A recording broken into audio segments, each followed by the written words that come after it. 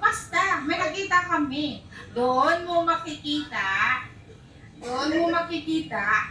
kung gaano sila ka-sweet na dalawa po.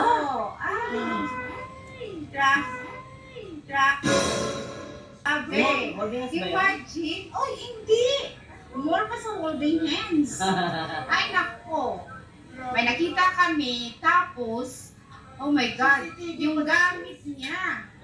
Andoon pala sa loob ng bag ni Jones. Nako. Ala. Ang sexy. Grabe. Ang sexy, ano masasabi mo doon? Sino narinig? Sinong nagsabi dyan na hindi sweet yung Jomcar? O sige, papakinggan natin yung bulong sa Papagin ng pangalan.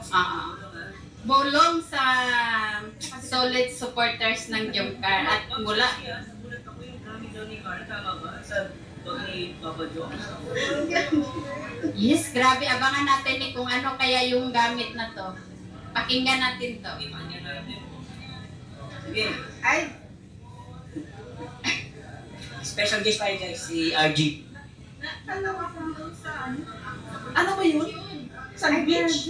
Parang sandwich nga. Oo. Doon pala nakatago. Grabe.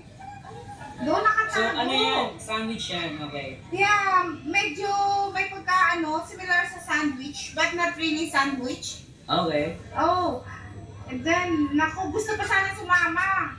Pero sabi namin, ng support namin, na kami na lang, diyan ka na lang.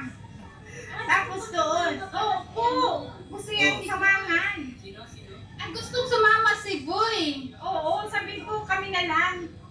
Kami na lang ng isang kasama ko po. Kasi ikaw na magpinta sa kanila. Tuloy mo mag. Tapos, nang ay di, pumunta kami doon. Tapos sabi ko, ay, sa kanyang pala nakatago yung yung ibang wow. gamit.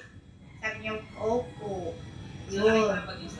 Yes. Kaya huwag niyong sabihin Mga supporters, hindi masaya na ba kayo ngayon sa bulong ng mga nakasubaybay sa huwag niyong sabihin na Jomcar is not real. Jomcar is real.